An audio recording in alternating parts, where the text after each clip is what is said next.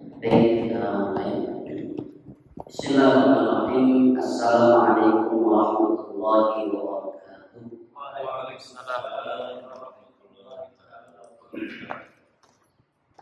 Alhamdulillahilladzi amsayna ala fitratil Islam wa kalimatil ikhlas wa ala dini nabiyyina Muhammad sallallahu alaihi wasallam wa ala millati abina Ibrahim hanifa wa ma kana minal musyrikin.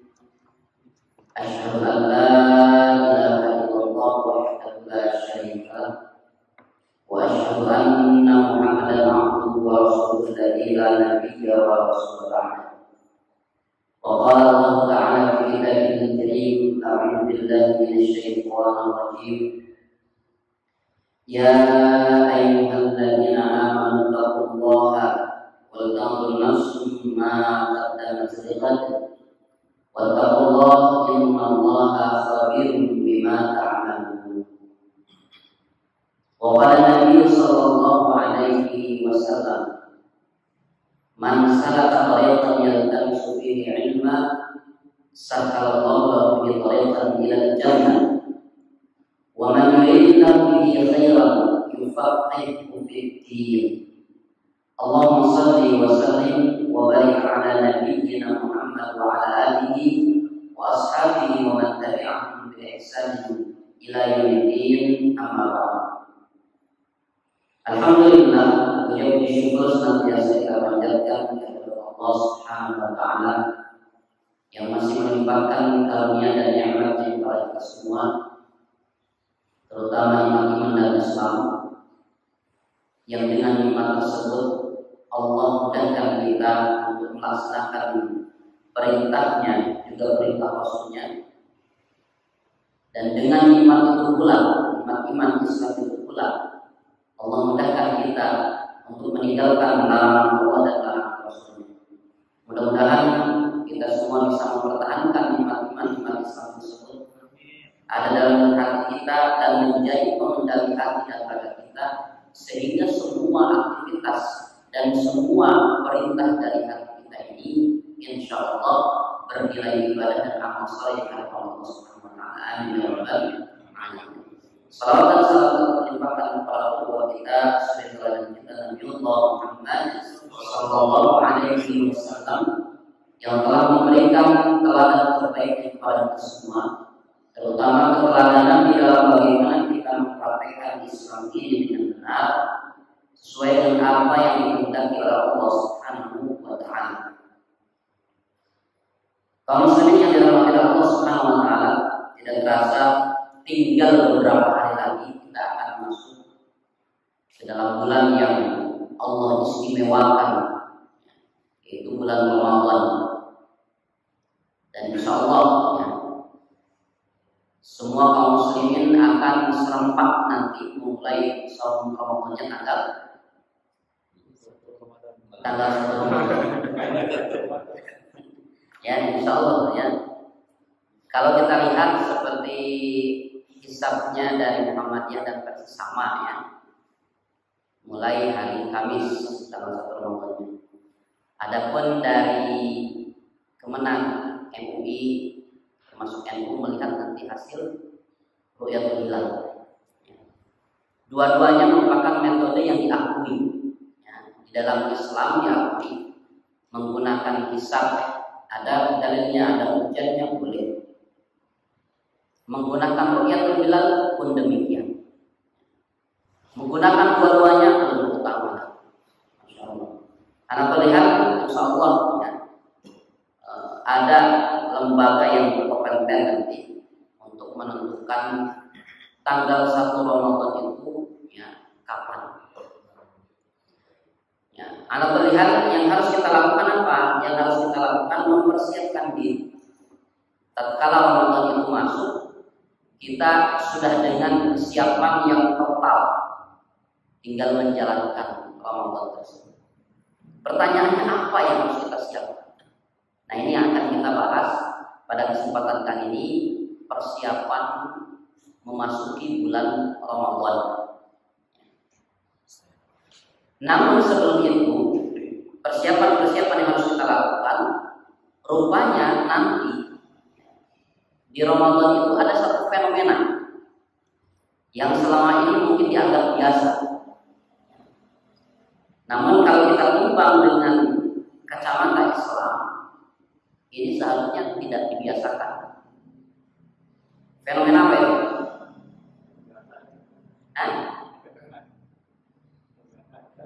Munggahan bukan sesuatu yang dilarang. Ibarat boleh-boleh saja. Cuma kalau ada pernyataan masuk Ramadan tanpa munggahan itu afdal puasa, enggak, jangan, boleh. Munggahan silahkan munggahan, ya. Kamu munggahan apa kakak? Kambing banyak, masya Allah, ya. Silahkan munggahan, bukan itu. Apa jebakannya ini? Ketika kita masuk Ramadan itu,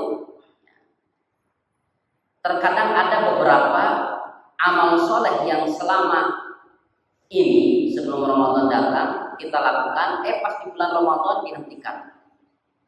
Amal soleh apa itu? Pengajian. Coba ini kan pada asal, nanti Ramadan ada nggak ini? Nah itu dia. Itu jebakannya tuh di sana. Ya, jebakannya tuh di sana. Sedangkan satu amal ibadah dan amal soleh itu tuntutan dari Allah Subhanahu wa taala itu, kalau amal ibadah dan amal solehnya ingin mencapai puncak kualitas, maka dia harus dilakukan secara kontinu, secara istimrar, secara dawam, secara istiqamah. Pertanyaannya apa itu istiqamah? Apa itu istiqamah? Ya secara bahasa tadi, ya terus menerus dilakukan secara kontinu, ya secara istimrar, itu secara bahasa. Adapun secara syar'i istiqamah itu adalah istimraru 'alal haq atau mudawamatu 'alal haq, atau kontinuitas di atas kebenaran yang Allah tetapkan dan Rasulullah contohkan. Itu namanya istiqamah. Namun terkadang hari ini definisi istiqomah itu digunakan secara liar. Secara liarnya apa? Di praktek di lapangan istiqomah hari ini, yang penting ngaji, yang penting ibadah, yang penting amal soleh. Jadi apa definitifnya yang penting? Padahal yang dimaksud istiqomah bukan yang penting. Contoh, ya, misalkan bapak ibu biasa ngaji nih pada asal ini. Kajian Al-Kabair, ya. Tiba-tiba suatu saat, ya, malas, capek dan sebagainya, ya. Apa yang terjadi kemudian? Berat untuk hadir di majelis taklim. Akhirnya enggak hadir. Kembalilah yang penting kayak ikutan deui. Ya, bulan depan ikuti lagi. Atau yang penting nanti malam itu saya mau ngaji di tempat yang lain. Itu bukan istiqomah namanya. Meskipun, perhatikan, meskipun amalan penggantinya itu lebih bagus, lebih berkualitas, lebih meriah, misalkannya, meskipun amalan penggantinya lebih 3 tadi itu, tapi kalau dengan cara menghentikan dan meninggalkan amal soleh yang selama ini dilakukan, bukan istiqomah itu namanya. Kalau kata Umar bin Khattab itu disebutnya mencelek, bukan istiqomah itu. Ya. Maka apa yang harus kita lakukan? Ya istiqomah. Tinggal disesuaikan. Allah anugerahkan kepada kita akal ini. Akal ini fungsinya apa? Untuk apa? Sebagaimana raga kita ini, Allah menciptakan raga kita, Allah menciptakan tubuh ini. Kemudian Allah tiupkan ruh ke dalam tubuh kita ini. Tujuannya untuk apa? Tujuannya untuk apa Allah ciptakan kita ini? Untuk ibadah kan? Sepakat ya? Ya, bukan untuk ngopi kan? Bukan larang ngopi, ngopi mah. Yang jadi masalah kalau dia ngopi terus-terusan, ibadah enggak? Ibadah tinggalkan di masalah. Ya, pada ngopi enggak? Baik, ya. Nah, raga kita diciptakan oleh Allah itu untuk ibadah. Pertanyaannya, apakah semua manusia beribadah menggunakan tubuhnya itu untuk ibadah? Kan nggak ada juga yang kemudian tidak ibadah. Namun yang jadi masalah tadi, Allah punya kehendak sendiri dari yang diciptakan ini untuk ibadah. Ya, tapi di luar sana banyak orang menggunakan raganya bukan untuk ibadah, digunakan untuk foya-foya, digunakan untuk senang-senang sendiri. Alhamdulillah min dzalik. Makanya Allah sediakan surga, Allah sediakan neraka itu stasiun akhirnya. Ya, stasiun akhirnya nanti di mana itu? Nah, begitupun akal ini, akal yang Allah anugerahkan kepada kita ini punya fungsi tersendiri yang Allah kehendaki. Meskipun di luar sana banyak orang menggunakan akalnya tidak sesuai dengan apa yang dikehendaki oleh Allah Subhanahu wa taala. Nah, pertanyaannya, kalau akal Allah anugerahkan kepada kita, fungsinya itu apa? Pernah saya sampaikan enggak ini? Ya. Untuk apa akal itu fungsinya? Nah, ini yang mesti dipahami.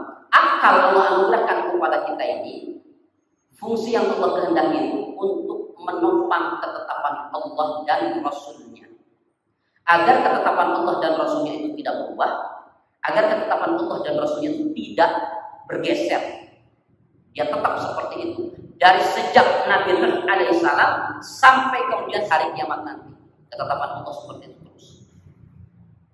Nah, akal itu fungsinya. Meskipun di luar sana banyak orang menggunakan akalnya untuk mengotak-atik ketetapan Allah tadi. Ya, kan banyak hari ini orang-orang yang kemudian mengaku sebagai intelektual, cendekiawan, ya. Tapi menggunakan akalnya untuk apa? Mengotak-atik ketetapan Allah dan Rasulnya. Yang jelas-jelas sudah paten gitu. Kalau bahasa sekarang sudah harga mati, dihidupkan lagi dengan mati. Seperti itu. Contoh, ya, berkaitan dengan jilbab.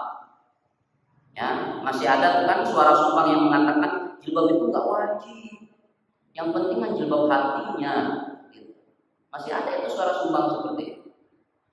Ya. Alhamdulillah. Nah, maka oleh karenanya akal Allah anugerahkan kepada kita ini untuk menopang ketetapan Allah dan Rasulnya supaya tidak berubah sampai hari kiamat nanti. Nah, ya, bagaimana kemudian akal ini berfungsi supaya kita bisa istiqomah? Kan pengajian pada asar bagi ibu-ibu sesuatu yang berat ya. Nanti Ramadan ya, pada asar itu pengajian pada asar sesuatu yang berat bagi ibu-ibu. Kenapa? Masaknya. Kalau masakan ke bisi suamina milarian deui tuang geuna. Kan begitu kan? Bagi ibu-ibu pada asar itu sesuatu yang berat pengajian. Begitu juga bagi bapak-bapak mungkin ya. Bapak-bapak kesaleh nyaplek ke situ. Ya. Anak kuliah besar kemungkinan nanti di bulan Ramadan pada asal itu ya mungkin ditiadakan. Ini tidak istiqomah. Maka apa? Supaya kita istiqomah, kajian atau majelis taklim atau amal soleh yang selama ini kita lakukan jangan sampai ditinggal, tapi digeser. Coba kira-kira ibu pantasnya pengajian nanti di bulan Ramadan digesernya kemana? Subuh ya. Jam 10 waktu duha berarti kan? Percis Bu. Berarti benar rata-rata ibu itu ba'da duha itu waktu yang paling efektif untuk pengajian gitu, ya. Saya punya majelis taklim di Parahyangan Kencana Blok E. Hari ini bulan sebelum masuk Ramadan ibadah asar sama pengajiannya itu. Kita tawarkan Bu supaya kita istiqomah nanti Ramadan, pengajiannya mau digeser kemana? Jam 9 jam 10 aja saja, sama persis seperti itu. Karena memang pekerjaan ibu-ibu itu begitu, ya. Pada subuh itu, ya, setelah mendengarkan kuliah subuh, tadarus sedikit, ya, beres-beres, ada yang tidur dulu, ada yang beres-beres dulu, kan begitu ya. Setelah itu kemudian sholat duha. Setelah sholat duha ada leluasa. Nah, maka digunakan untuk pengajian. Ya, seperti itu. Makanya sekali lagi ini saran nih supaya kita dikategorikan istiqomah. Amal soleh berupa majelis taklim ini jangan sampai ditinggal, jangan sampai lepas, jangan sampai berhenti. Karena saya mengalami ya, Ustaz, ya, biasa ya Ramadan, jadwal kultum, jadwal imam, terus kuliah subuh. Nah, pengajian yang biasa dilanjut lagi nanti Syawal. Bahasanya itu dilanjut lagi. Padahal Ramadan kerennya. Dan begitu. Nah, sebetulnya jangan. Di sinilah jebakannya. Oleh karenanya yang harus kita perhatikan, ya, amal soleh yang selama ini kita lakukan. Nah inilah definisi istiqomah yang saya dirangkaikan ya dari definisi para ulama dengan praktek harian para ulama. Istiqomah itu apa sih? Nah, saya rangkaikan hari ini dengan definisi yang lebih rinci. Apa itu istiqomah? Mempertahankan ibadah dan amal soleh yang selama ini kita lakukan. Belum selesai. Kita ulang lagi. Mempertahankan ibadah dan amal soleh yang selama ini kita lakukan dengan berupaya, lanjutannya, dengan berupaya untuk menambah dengan ibadah dan amal soleh yang lain yang mungkin belum atau tidak kita lakukan. Nah, itu ya mana istiqomah hari ini. Saya ulang lagi ya, mempertahankan ibadah dan amal soleh yang selama ini kita lakukan dengan berusaha untuk menambah ibadah dan amal soleh yang lain yang mungkin selama ini belum atau tidak kita kerjakan. Itu istiqomah. Ya, istiqomah itu begini. Justru seharusnya di Ramadan itu diperbanyak ibadah dan amal solehnya. Ornamen ibadah dan amal soleh itu diperbanyak, bukan kemudian malah dihentikan. Ya, karena Ramadan itu, nah pertanyaannya begini. Kenapa Ramadan tidak dijadikan bulan haram? Bulan haram ada berapa? Ada 4, apa saja Bu? Muharram, terus Rajab, terus Zulkifli, Dzulqa'dah dan Dzulhijjah. Ya, Muharram, Rajab, Dzulqa'dah, Dzulhijjah. Di mana salah satu ketetapan bulan haram itu, satu, semua ibadah dan amal soleh yang kita lakukan dilipat gandakan oleh Allah dan oleh Allah ganjarannya. Itu keistimewaan bulan haram. Yang kedua, di bulan haram itu tidak boleh ada peperangan kecuali terpaksa ketika dia diserang. Sejatinya nggak boleh ada peperangan di bulan haramnya. Nah pertanyaannya, kenapa Ramadan tidak dikategorikan bulan haram supaya tidak ada peperangan? Justru sejarah mengabadikan peperangan pertama dalam Islam yang dipimpin oleh Rasulullah, perang apa itu? Perang Badar ya. Justru terjadi di bulan Ramadan. Nah pertanyaannya sekali lagi, kenapa Ramadan tidak dikategorikan bulan haram? Coba kenapa? Hah? Supaya banyak rahmat di bulan Ramadan. Rahmatnya banyak sekali di bulan Ramadan. Betul sekali itu ya. Jadi kenapa Ramadan tidak dijadikan sebagai bulan haram? Justru Ramadan itu bukan bulan untuk santai-santai, bukan bulan untuk kemudian leha-leha, bukan. Tapi Ramadan itu memang dijadikan sebagai bulan untuk memperbanyak ibadah dan amal soleh. Itu jawabannya itu. Ya. Jadi Ramadan itu tidak dikategorikan bulan haram karena justru di Ramadan itulah kita perbanyak ibadah dan amal soleh.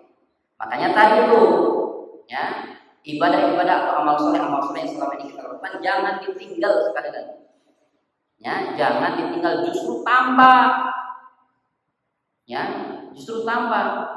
Kalau selama ini kajian Al-Kabair sebulan sekali, betul? Nah, bisa gimana caranya? Bisa sepekan sekali. Ngarah gacang tamak. Ya, seperti itu. Justru harus diperbanyak ibadah itu. Ya, ibadah dan amal solehnya mesti diperbanyak.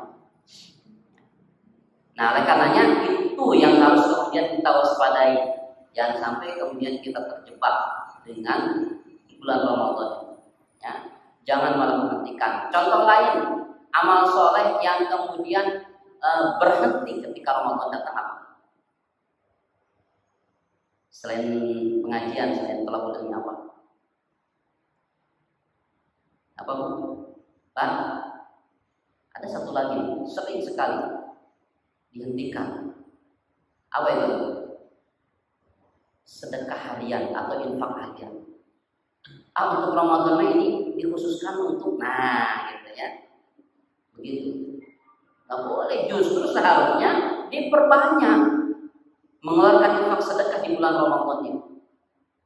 Nah, itu jebakan-jebakan yang dua jebakan yang terkadang tidak kita sadari, bahkan dianggap umrah. Nah, untuk supaya Ramadan kali ini lebih berkualitas dari Ramadan yang lalu, nah jangan terjebak lagi. Karena saya pun mengalaminya tahun-tahun kebelakang itu begitu. Ustaz, kajian Al-Kabair dilanjut lagi nanti bulan Syawal. Itu bahasa lembutnya begitu. Padahal mah prebelannya seperti itu ya. Jadi agar kemudian kita mendapatkan titel istiqomah di hadapan Allah Subhanahu wa taala.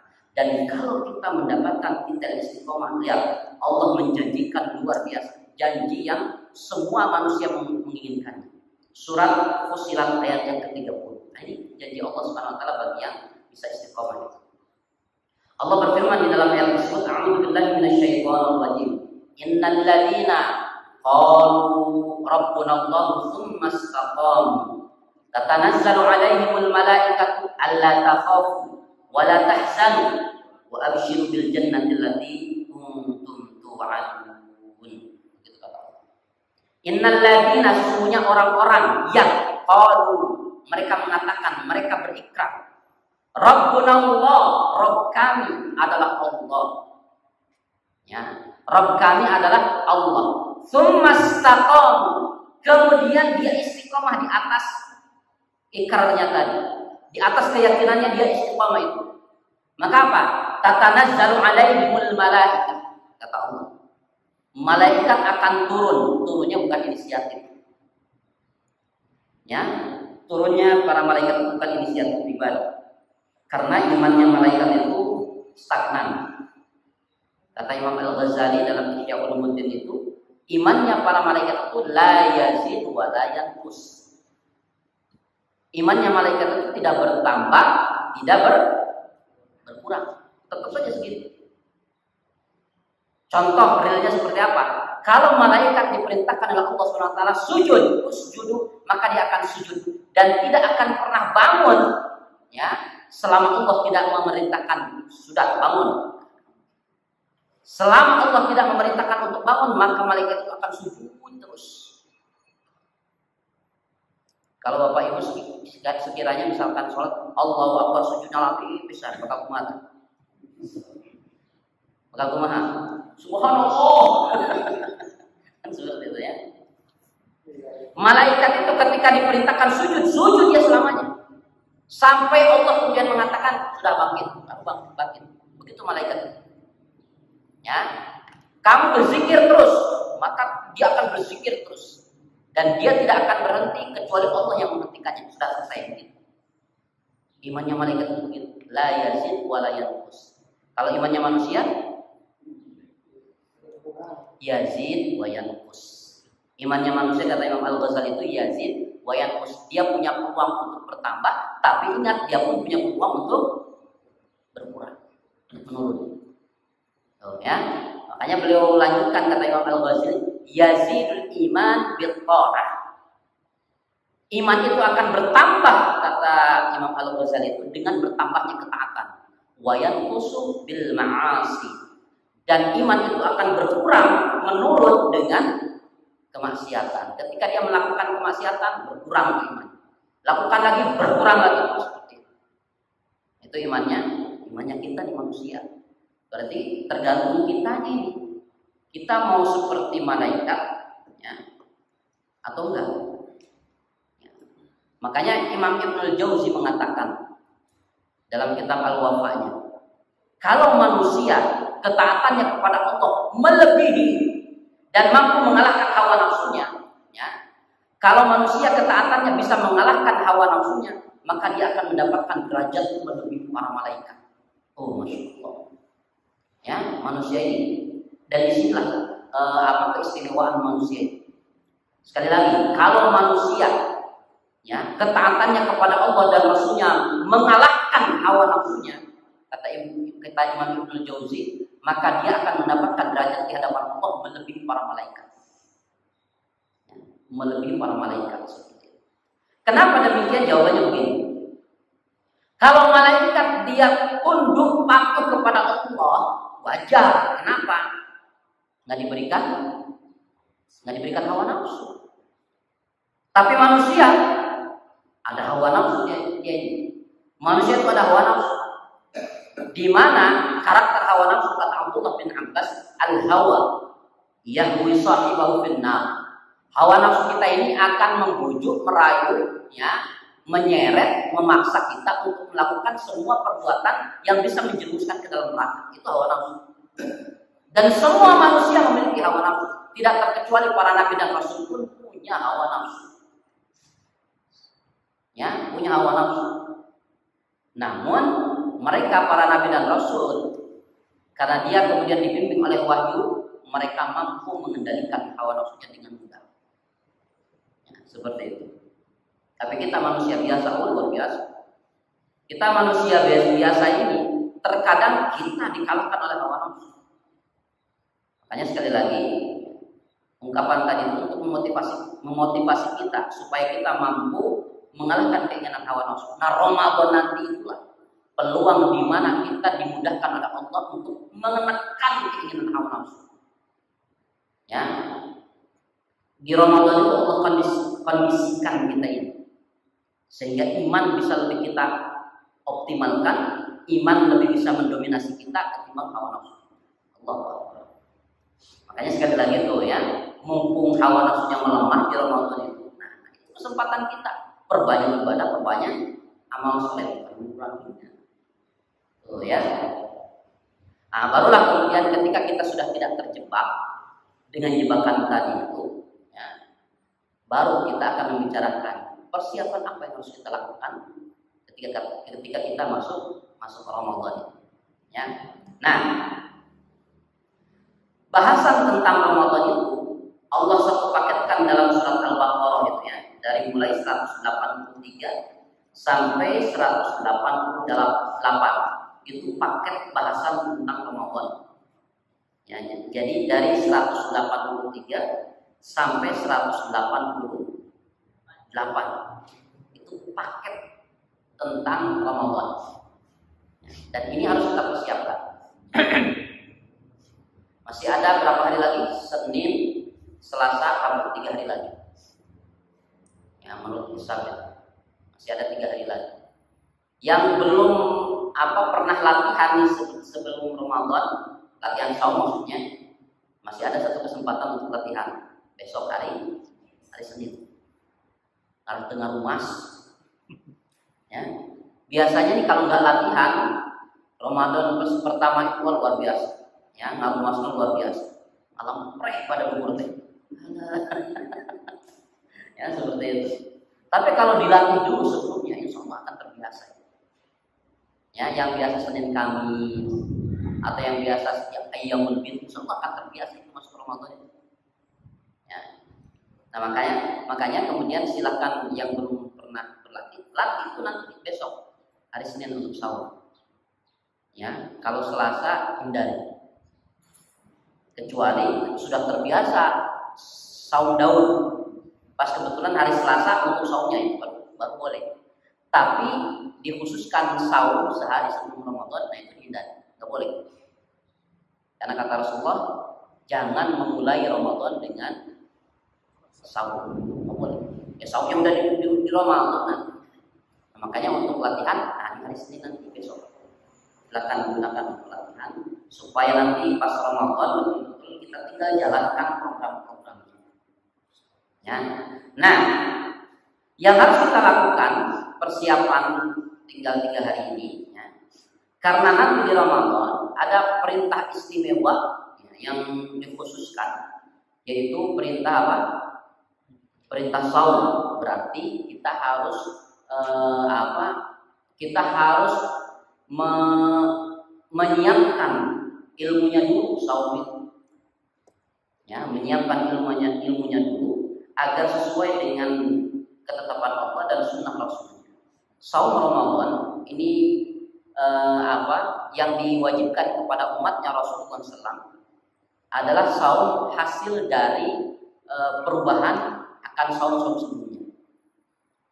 Ya, bukan artian sebelum Rasulullah diutus itu nggak ada saum. Saum itu sudah dilakukan sejak zaman nabi-nabi terdahulu. Hanya para sahabat itu mengatakan saumnya mereka sebelum Allah menetapkan saum Ramadan ini, saumnya itu diawali sejak waktu atama maksudnya. Apa itu waktu atama? Waktu malam ba'da isya. Sudah mulai itu saum. Ada lagi juga yang mengatakan ketika dia sudah tidur malam, sudah mulai saumnya. Sampai kapan? Sampai datang malam berikutnya itu saumnya. Ya, jadi waktunya cukup lama, 24 jam atau 23 atau 22 jam. Ya, saumnya dulu itu lama sekali. Nah, di zaman Rasulullah SAW, saum yang dulu itu diubah, ya, luar biasa. Dari sisi waktu dipangkas oleh Allah SWT. Tidak selama ya dulu dipangkas. Kemudian luar biasa disempurnakan saumnya itu ada, ya, ditekankan untuk melaksanakan sahur. Ya, bahkan sahur yang paling baik itu sahur di waktu paling akhir, mendekati waktu sholat subuh, memasuki sudah dekat dengan waktu azan subuh. Nah, jadi misalkan sahur nih, setelah selesai makan terus minum, tidak lama itu langsung Allahu Akbar, Allahu Akbar. Nah, itu sahur terbaik. Sahur terbaik itu begitu. Ya. Bukan artian buruk sahur yang kemudian masih leluasa waktu yang lama, enggak juga. Hanya ya yang terbaik dan yang paling utama. Silakan. Misalkan mau lebih malam juga. Ya. Nah, cuma ada keunikan ini. Dan luar biasa anehnya. Sahur itu tidak akan menentukan di siang hari kita tidak lapar. Ya. Jadi jangan beranggapan begini. Sahur teh kudu loba ya, kudu sepiring mentu. Kenapa? Ngajama sarapan pagi dan makan siang katanya begitu. Enggak bisa ya. Sahur itu tidak bisa ditentukan kalau banyak, kalau sampai mentu, sampai asar bakal kuat kene kelampat, enggak begitu. Justru nih, silakan dicek masing-masing. Kalau sahurnya kebanyakan, cepat laparnya. Tapi kalau sahurnya cukup, itu cukup lama kuatnya. Silakan dicek itu ya. Itu uniknya sahur di bulan Ramadan. Makanya sekali lagi, sahur yang kita lakukan itu jangan dijadikan sebagai penentu nanti sahurnya supaya kuat nyaman.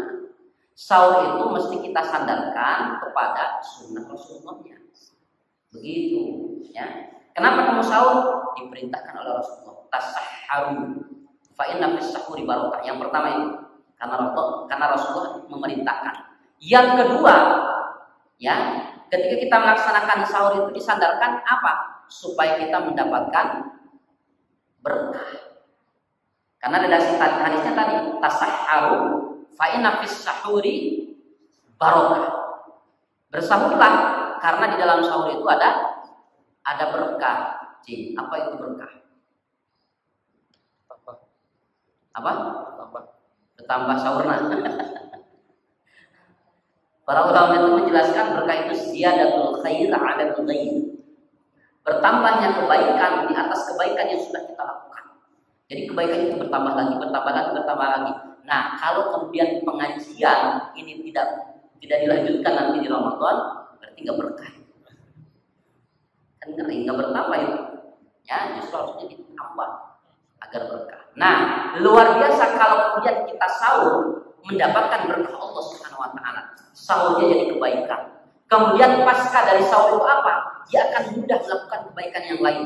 Pergi ke masjid, ya, sholat berjamaah masjid, qobliyah subuh tidak ditinggalkan. Ya, zikir perbanyak, ba'da subuh kemudian mendengarkan kuliah subuh.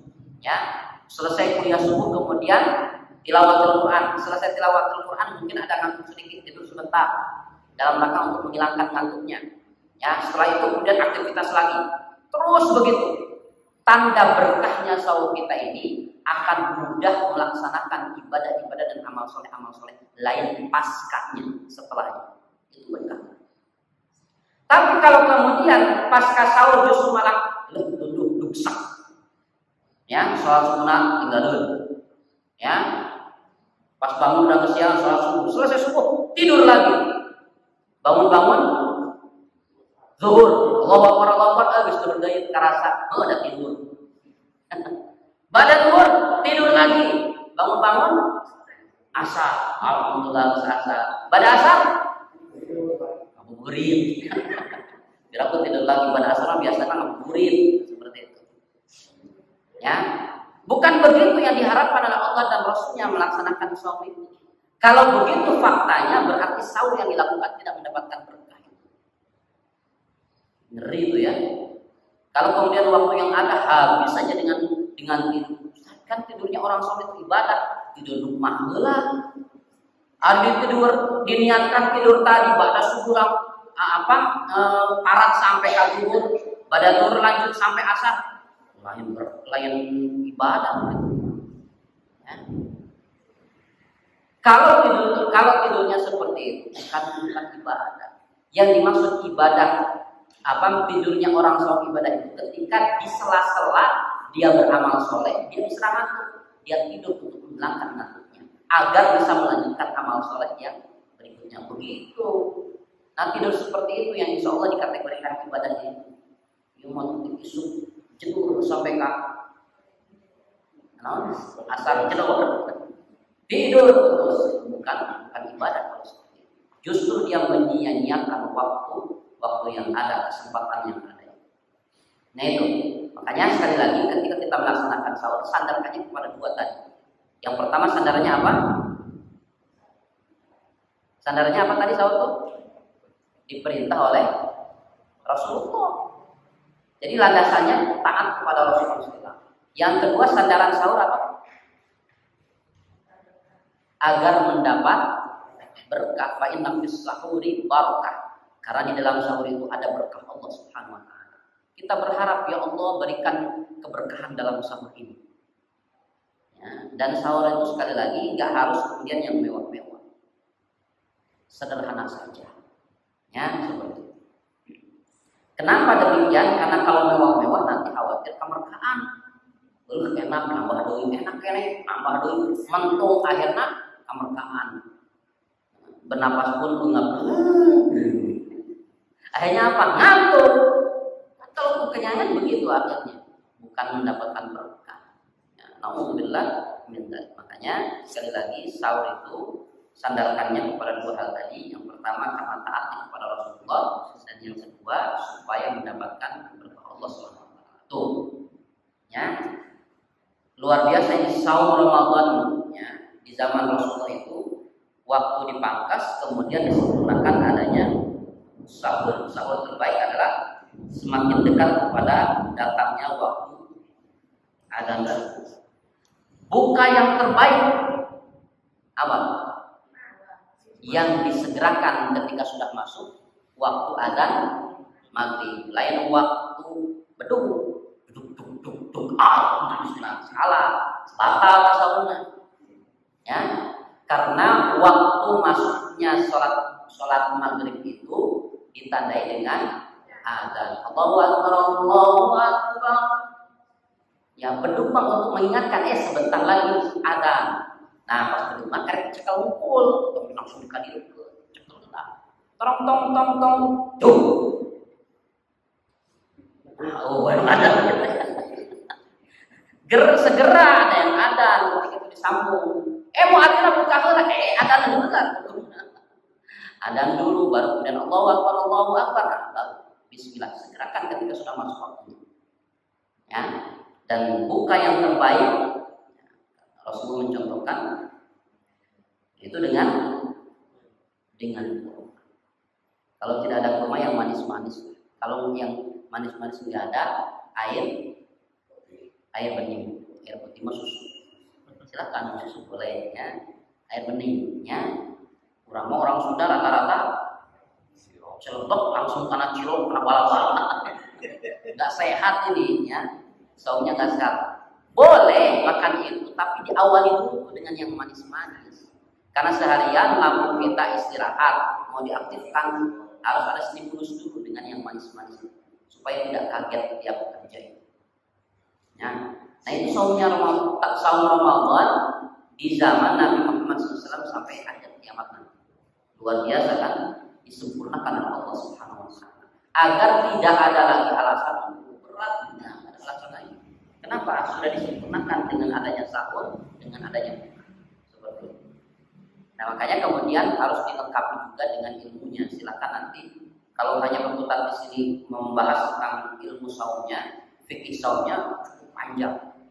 Silakan nanti buka masing-masing di YouTube, banyak insya Allah ya para ulama yang menjelaskan tentang fikih saum Ramadan.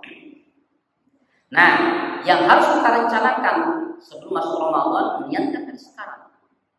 Nah, berbicara tentang niat pun, ya, para ulama berbeda pendapat, ya, ragam pendapat ini para ulama. Tapi prinsipnya nggak hilang. Semua ulama sepakat kalau niat itu af'alul qulub, pekerjaan hati, bukan pekerjaan indra. Adapun kemudian Imam Syafi'i menekankan litakid untuk menguatkan, dilafalkan dengan lisan, tidak jadi masalah karena tidak menghilangkan prinsipnya. Ya, jadi tidak masalah, silakan dilafalkan nawaitu shauman. Ya, itu silakan dilafalkan karena tidak menghilangkan prinsipnya sama, niat dari af'alul qulub tadi, pekerjaan hati. Nah, di sini silakan ya, mau dilafalkan, mau tidak dilafalkan, yang penting dia berniat, insya Allah sah saumnya. Ya, jangan sampai begini, yang tidak melafalkan menganggap salah yang melafalkan, yang melafalkan niat menganggap salah yang tidak dilafalkan. Jangan. Dua-duanya punya landasan dalil, dua-duanya punya argumentasi, dan dua-duanya diakui. Silakan. Begitu ya. Inilah keragaman namanya dalam fikih. Ya, dalam fikih itu banyak sekali keragaman, dan fikih itu bahasan yang sangat luas. Jangan dipersempit. Ya, fikih itu jangan dipersempit. Kalau dipersempit jadi malapetaka nanti. Ya, kalau masalah fikih dipersempit malapetaka. Bagaimana dipersempitnya itu? Disimpulkan dengan kebiasaan kita, atau disimpulkan dengan ilmu yang kita dapatkan saja. Itu mempersempit fikih. Fikih itu bahasan yang sangat luas. Biarkan dia pada posisinya yang luas, jangan dipersempit. Jalan ini kemudian dipersempit nih, jadi cukup sama motor, jadi masalah tuh. Nah begitu. Begitupun masalah fikih, sesuatu yang luas dipersempit jadi masalah nantinya. Ya, akhirnya apa? Terjadilah perselisihan di antara umat Islam. Seharusnya umat Islam itu kemudian paham, ya, kita harus berlapang dada di dalam masalah fikih itu, karena lumrah menghadapi keragaman itu. Ya. Baik. Kemudian ya, diniatkan dari sekarang, niatnya silakan. Nah, Imam ada perselisihan pendapat juga nih, apakah niat saum itu setiap hari ketika kita akan melaksanakan saum, atau cukup satu hari untuk selama Ramadan? Dua-duanya pun boleh. Dua-duanya pun boleh. Kalau satu kali niat untuk selama Ramadan itu pendapatnya Imam Malik, kesimpulan dari Imam Malik. Boleh. Ya, ya Allah, saya akan melaksanakan saum selama Ramadan ini. Satu kali niat sudah cukup. Nggak diulang-ulang. Tapi beda dengan Imam Syafi'i, litakid lagi-lagi. Kenapa Imam Syafi'i itu lebih ketat, litakid intinya, untuk menguatkan. Kemudian untuk mengulang-ulang amal, itu intinya Imam Syafi'i itu. Ya, jadi niat dilafalkan setiap hari di waktu malam, esoknya mau saum tuh. Niatkannya itu setiap malam. Boleh dua-duanya. Yang tidak boleh itu tadi mengklaim satu menyalahkan yang lain, itu yang nggak boleh. Ya, yang sekali saumnya, yang sekali kemudian niatnya, jangan menyalahkan yang mengulang tiap hari. Begitupun sebaliknya, yang tiap hari mengulang niatnya, jangan menyalahkan yang satu kali. Jangan. Tapi saling menghargai. Alhamdulillah, kamu mengamalkan mazhab yang satu, saya mengamalkan mazhab yang kedua. Begitu. Jadi semua fikih itu teramalkan semuanya. Justru kita berbangga ini. Ya. Nah, termasuk lagi-lagi saya sampaikan ya, ketakjuban para ulama di luar sana terhadap umat Islam Indonesia ini. Salah satunya, ya, guru saya yang pernah saya ambil sanadnya itu tentang fikih muamalah mazhab Syafi'i. Beliau mengatakan di depan kita ini para dai, ta'ajjabtu 'alaikum. Saya takjub dengan kalian semua wahai kaum muslimin Indonesia. Kenapa? Semua madhab tumbuh subur di Indonesia. Luar biasa. Dia justru takjub itu. Keragaman fikih itu, semua madhab itu tumbuh berkembang di Indonesia ini. Dia takjub itu. Sehingga apa? Perkataan beliau. Sehingga tidak ada satupun hadis Rasulullah, tidak ada satupun sunnah Rasulullah yang terlupakan, yang ditinggalkan. Semuanya tumbuh subur dan diamalkan. Luar biasa. Ya, itu pandangan ulama di luar takjub dengan keragaman di Indonesia ini. Internal umat Islamnya loh ya, itu sangat ditakjubi oleh para ulama. Makanya kita jangan merusak ketakjuban para ulama itu dengan hanya mengklaim satu saja menyalahkan yang lain. Jangan. Fikih ini sesuatu yang luas, biarkan dia tetap luas. Tinggal kita berlapang dada menerima keragaman yang ada. Begitu seharusnya sikap kita. Dan hari ini umat Islam harus sudah mulai membiasakan seperti itu. Tasamuh bainal muslimin. Harus sudah mulai membiasakan apa? Toleransi antar sama umat Islam, antar mazhab, antar jamaah, antar organisasi, ya. Mulai dibiasakan tasamuh. Apa itu tasamuh? Toleransi. Ya, lapang dada. Seperti itu harus sudah mulai dibiasakan. Kalau umat Islam semuanya sudah bisa seperti itu, insya Allah, ya, kebersatuan umat Islam akan lebih mudah tercipta. Yang jadi masalah hari ini, ya, kenapa kemudian umat Islam menjadikan community? Kenapa umat Islam kemudian diperas terus seperti ampas, seperti apa? Ampas kelapa. Umat Islam itu seperti ampas kelapa kan? Gus makalaparan tahun, Gus hancur kumaha. Seperti itu. Udah selesai itu diambil air santannya. Kemana kan itu? Apa bekasnya itu? Nah, kalau nggak dibuang dia apa? Disuruh dehnya sampai kan coklat. Umat Islam itu seperti itu. Kenapa bisa begitu umat Islam? Karena seperti itu tadi, tidak toleransi, tidak lapang dada, saling menyalahkan, saling kemudian menghujat dan sebagainya. Alhamdulillah. Itu harus sudah ditinggalkan hari ini. Meskipun selalu ada oknumnya yang berusaha untuk menjadikan konflik.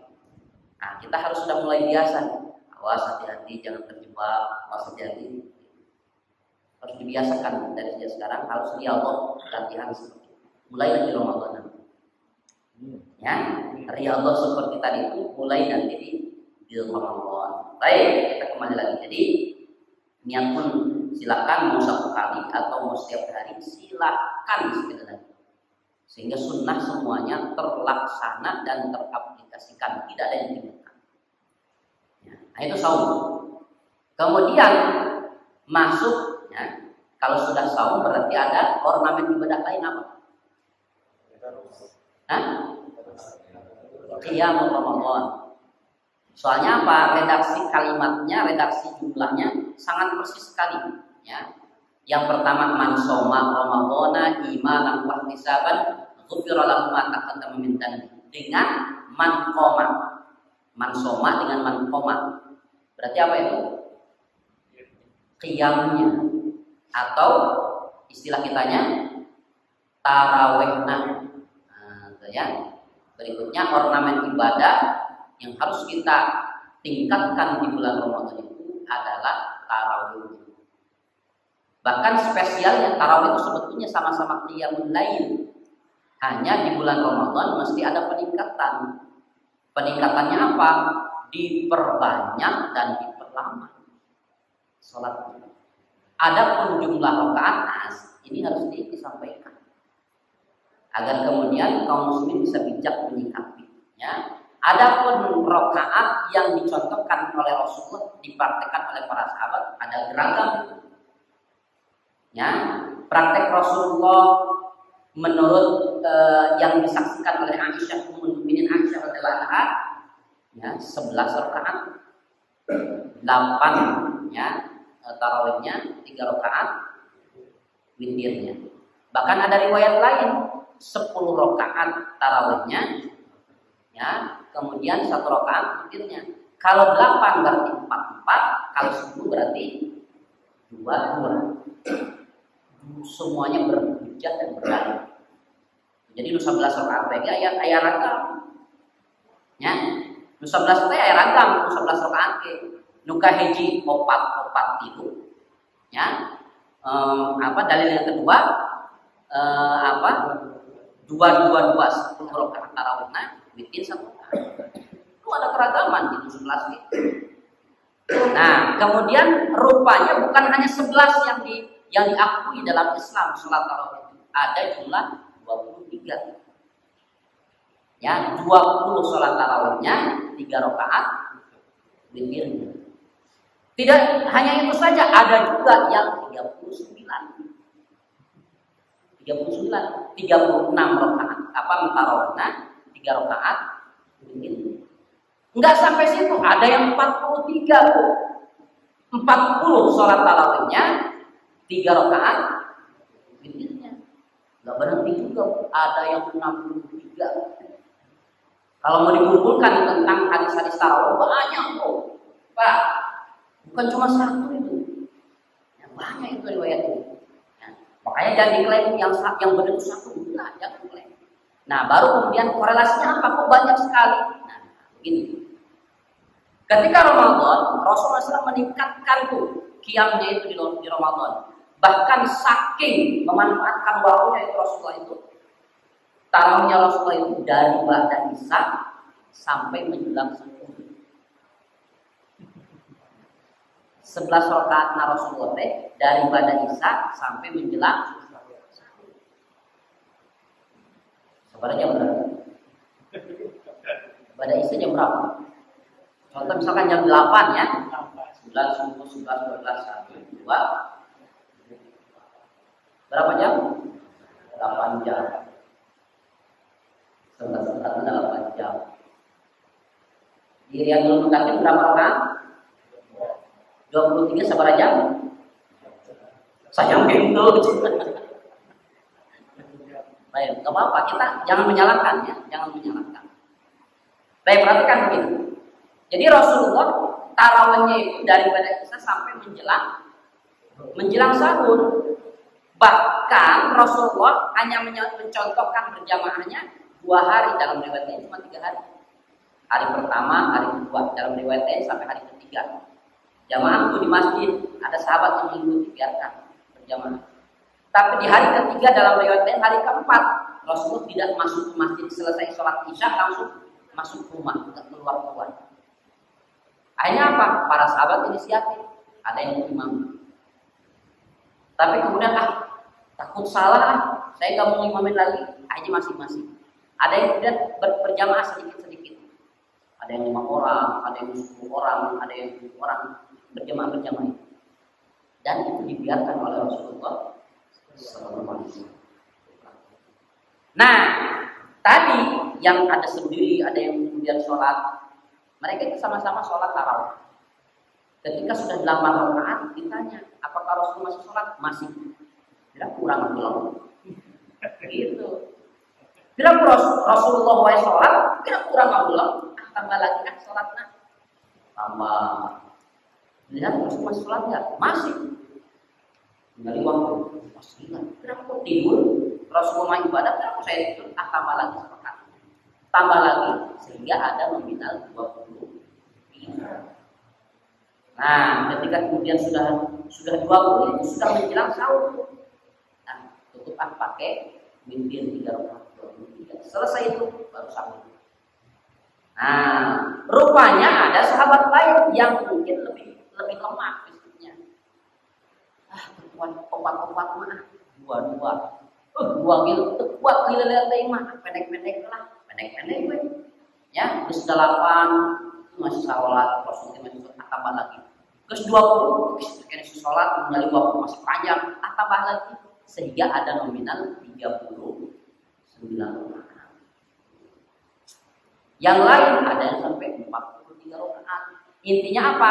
Intinya dia tetap sholat karena Rasulullah masih sholat. Begitu. korelasinya itu.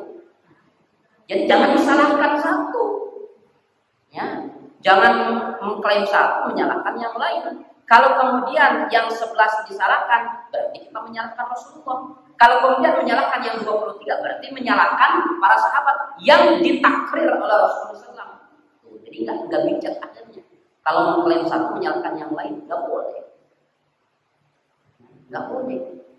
Saya biasa saya tarawih yang 11 rakaat. Tapi kemudian ada yang minta, Ustaz, tapi biasa di sini 23, ayo 23. Karena itu dilakukan oleh para sahabat. Kan kudu siap, siap siap capek nah.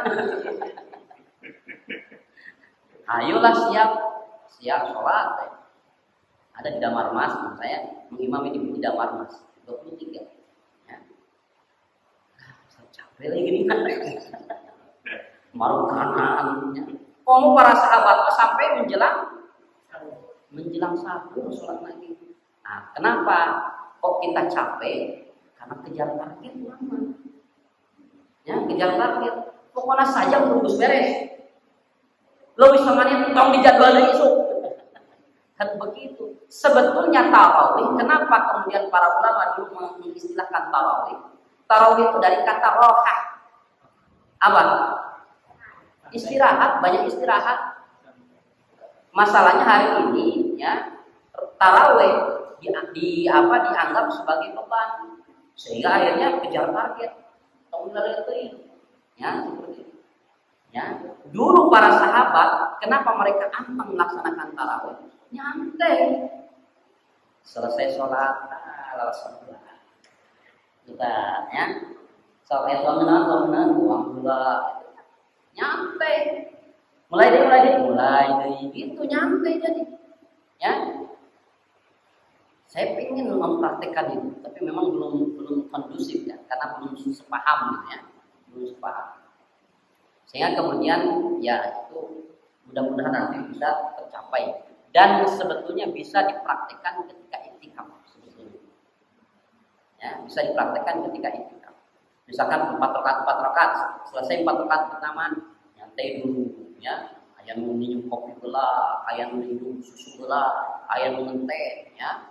Bahkan ayah ngelepus lah misalkan, santai gula ya. Geus beres, beres. Tenang, tungguan heula. Ngaranna kita tarawih, rokat santai. Ya. Siap. Yuk siap deui. Ya. Jadi berhenti pertama ayam tumis. Berhenti kedua ayam sebelah ya. Berhenti ketiga ayam deui. Ayam batagor ya.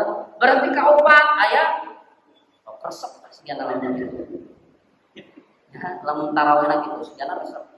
Atau misalkan berhenti pertama sambil ngemil sambil misalkan ditayangkan ada tausiah ada film dokumenter ilmu dan berita misalkan.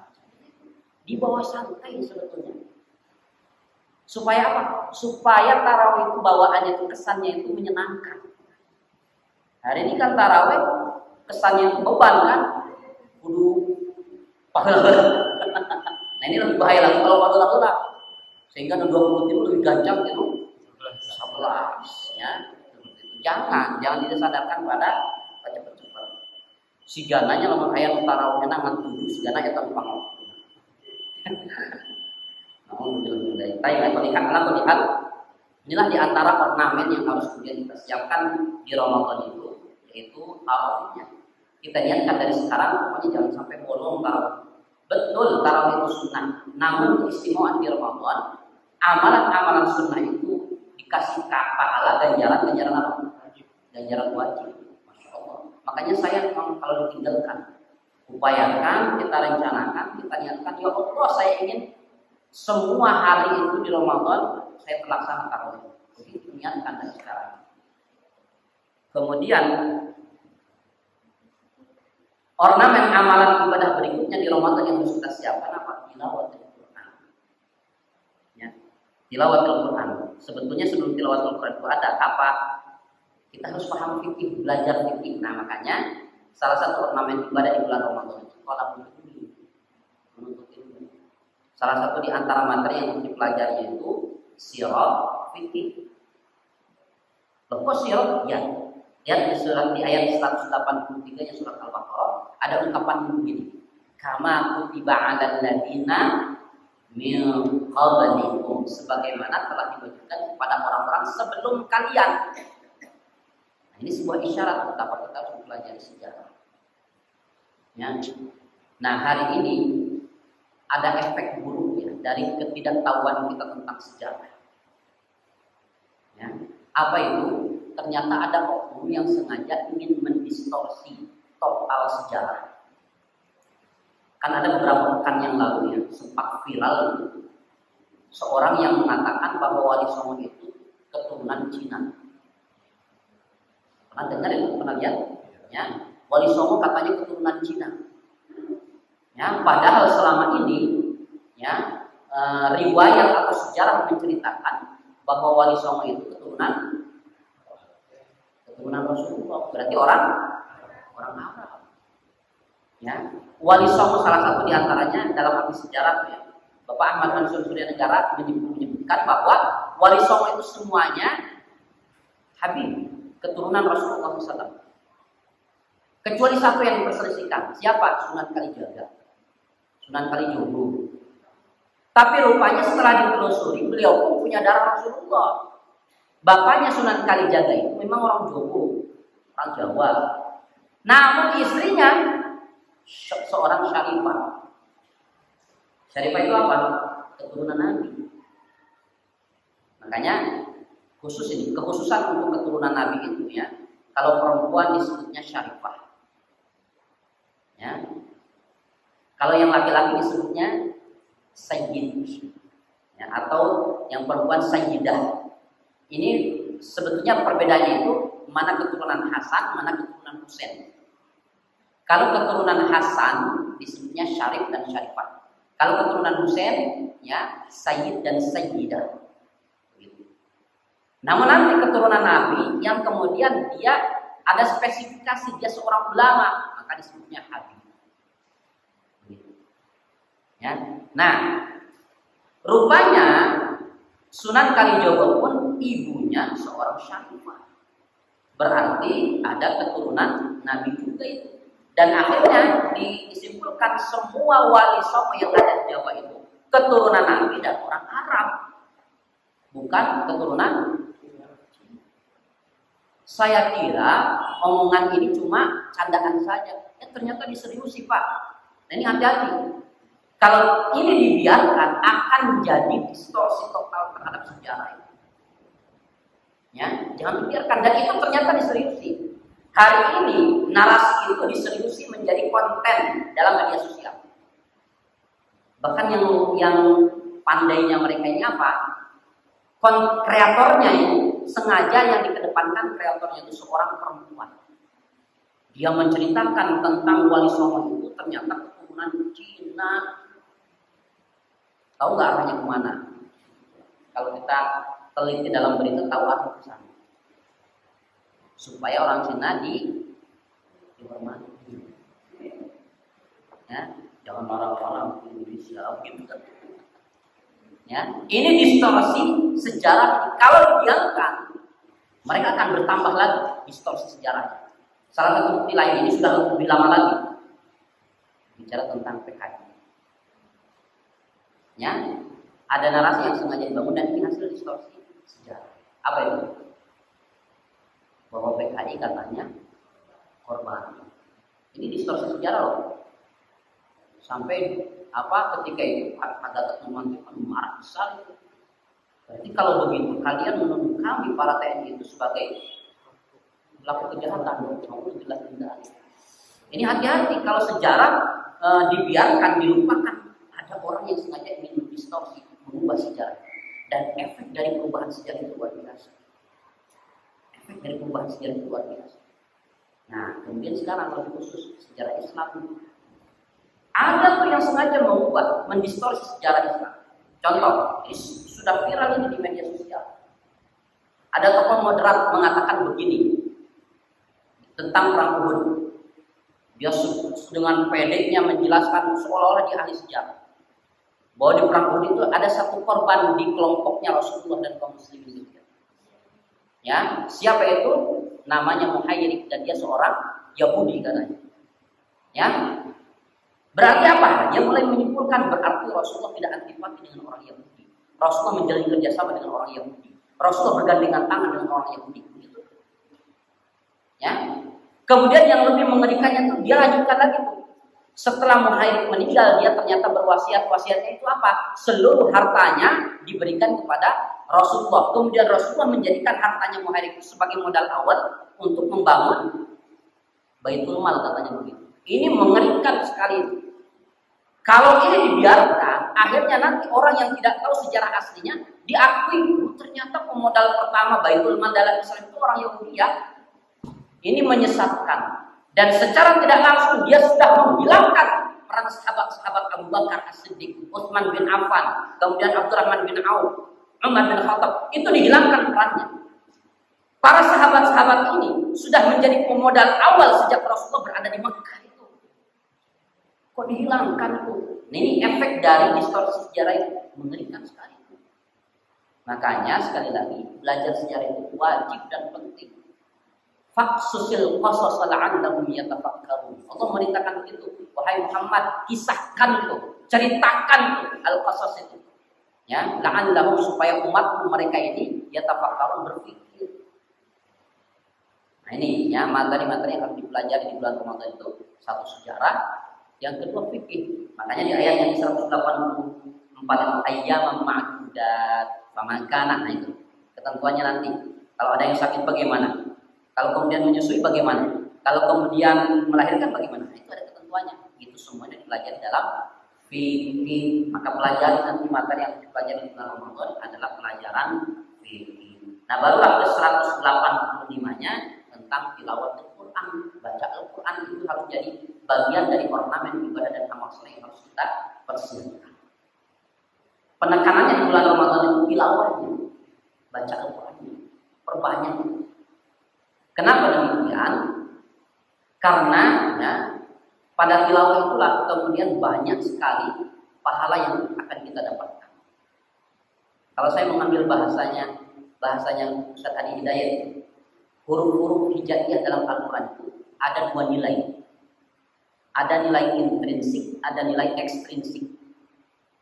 Ya, nilai intrinsik itu nilai pribadinya di dalamnya. Nilai ekstrinsik, nilai dari luar.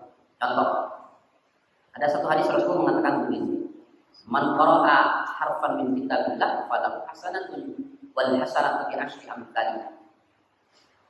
Siapa yang membaca satu huruf saja dalam Al-Quran, maka dia mendapatkan satu kebaikan, dan satu kebaikan itu dilipat gandakan menjadi 10 kebaikan. Pak sekalian, ini hadis itu tidak ditetapkan apakah ini di bulan Ramadan atau di luar bulan Ramadan, ini secara umum. Sedangkan ibadah dan amal soleh apapun yang kita lakukan di bulan Ramadan akan dilipat gandakan. Nah itu salah satu di antara nilai intrinsik. Ya, tadi nilai ekstrinsik satu huruf, satu kebaikan yang dilipat gandakan menjadi 10 kebaikan. Wala aqulu alif lam mim harfun. Dan tidaklah ketika aku membaca alif lam mim, ada dalam surat apa itu alif lam mim? Selain Al-Baqarah, Ali Imran, ada alif lam mimnya juga. Ada surat-surat yang lain ya. Wala aqulu alif lam mim harfun, dan ketika aku membaca alif lam mim itu bukan satu huruf, walakin alif harfun wa lam harfun wa mim harfun. Alifnya satu huruf, lamnya satu huruf, mimnya pun satu huruf. Ya, sehingga ketika kita hitung nih 3 huruf yang kita baca berarti kebaikannya kita dapatkan berapa? 30. Itu masih nilai ekstrinsik loh. Lihat, ini nilai intrinsiknya. Alif itu ada nama tersendiri. Ya, namanya apa? Tulisan namanya alifun, alif lam fa. Satu huruf alif lam fa. Berarti ketika kita membaca alif, kita membaca alif lam dan fa. Kalau mau dikembangkan lagi, dulu kan di matematika dengan ayat pelajaran KPK-nya, Komisi Pemberantasan. Ada KPK tuh ya, jadi cabang seperti itu. Begitu pun ini kalau kita menghitung pahala, alif dari satu huruf jadi alif lam fa. Alifnya jadi 3 huruf lagi, alif lam fa. Fa-nya faun, fa alif fa alif hamzah. Bayangkan ya. Lam yang lewat. Lamun la lam alif mim 3 lagi. Ya, fa alif hamzah 3 huruf lagi. Nah, tadi yang 3 huruf ya alif. Itu satu-satu lagi bercabang lagi. Nilai dari situ. Masya Allah. Makanya di bulan Ramadan nanti banyak tilawah Quran Pak. Bahkan merencanakan kalau Ramadan tahun lalu kita bisa menghatamkan 1 kali, Ramadan ini harus 2 kali. Kalau tahun lalu 2 kali, Ramadan ini 3 kali. Kalau Ramadan kemarin 3 kali, 2 kali juga sudah tambahan 1 ya, tambahkan misalkan 1 Al-Fatihah lah. Minimal ada kelebihan dari yang kemarin. Ya, kenapa? Ini istimewanya di bulan Ramadan. Ya. Itu ornamen ibadah yang harus kemudian kita perkuat dan kita rencanakan. Sanggen aku dari 2 ayat dibahas. Masih banyak ini sebetulnya. Tapi anak lihat inilah yang harus kita siapkan sembari nanti berjalan ketika Ramadan dan kita pelajari lagi ya. Mudah-mudahan Allah Subhanahu wa taala berikan kekuatan bisa istiqomah kita ini untuk bisa mengisi Ramadan dengan ornamen-ornamen ibadah dan amal saleh yang banyak, sehingga kemudian harapannya ibadah dan amal saleh yang kita lakukan selama sebulan nanti di Ramadan itu menjadi habits ba'da Ramadan. Apa itu habits? Kebiasaan yang tidak perlu dipikirkan lagi. Kebiasaan yang tidak perlu berpikir lagi nih. Harus ini habit, dia sudah terbiasa. Ya. Makanya sekali lagi kesempatan Ramadan itu bulan dan waktu yang istimewa. Allah yang mengistimewakan, kita pun harus mengistimewakan dengan ibadah dan amal saleh. Itu saja mungkin yang bisa kita bahas. Mudah-mudahan apa yang kita bahas pada kesempatan kali ini menjadi bekal kita ketika nanti Ramadan tinggal perlu jalan. Ya, tinggal jalankan saja apa yang sudah kita rencanakan ini dan mudah-mudahan sekali lagi karena masih ada 3 hari lagi, kuatkan doa kita. Allah memballighna ila Ramadan, Allah memballighna ila Ramadan. Ya Allah, sampaikan kami bulan Ramadan, sampaikan kami bulan Ramadan. Ketika menjelang Ramadan nanti, misalkan hari Kamis ya awal Ramadan, ya. Hari Rabu sore, ketika sudah ada ketetapan misalkan besok sahur, ada 1 doa khusus yang dicontohkan oleh Rasulullah SAW. Silakan nanti bisa googlingnya. Hadisnya diriwayatkan oleh Imam Tirmidzi, salah satu di antaranya. Banyak riwayat lain. Doanya begini, Allahumma ahillahu alaina bil yumni wal iman wassalamata wal islam rabbi wa rabbukallah. Pendek doanya. Ya, silakan nanti googling doa itu. Kemudian kita baca menjelang masuk maghrib hari Kamis. Karena itu sudah mudah-mudahan sudah masuk ke Ramadan. Tapi itu saja mungkin yang benar datanya dari Allah Subhanahu wa taala, yang keliru datanya dari pribadi saya sendiri yang masih belum benar-benar syaitan. Oh ya, ada satu yang ketinggalan dan ini penting sekali. Salah satu keistimewaan Ramadan pun doa. Nah, saya minta sekali ya, saya minta Ramadan nanti itu jadikan sebagai momentum doa terbaik khusus untuk negeri kita. Bisa jadi negeri kita hari ini carut marut karena kurang perhatian rakyat Indonesia, terutama muslimnya, kurang mendoakan. Karena coba masing-masing kita bertanya, ketika kita berdoa untuk siapa? Pribadi, keluarga, dan orang tua mungkin saja. Ya, pernah nggak doa ke tetangga?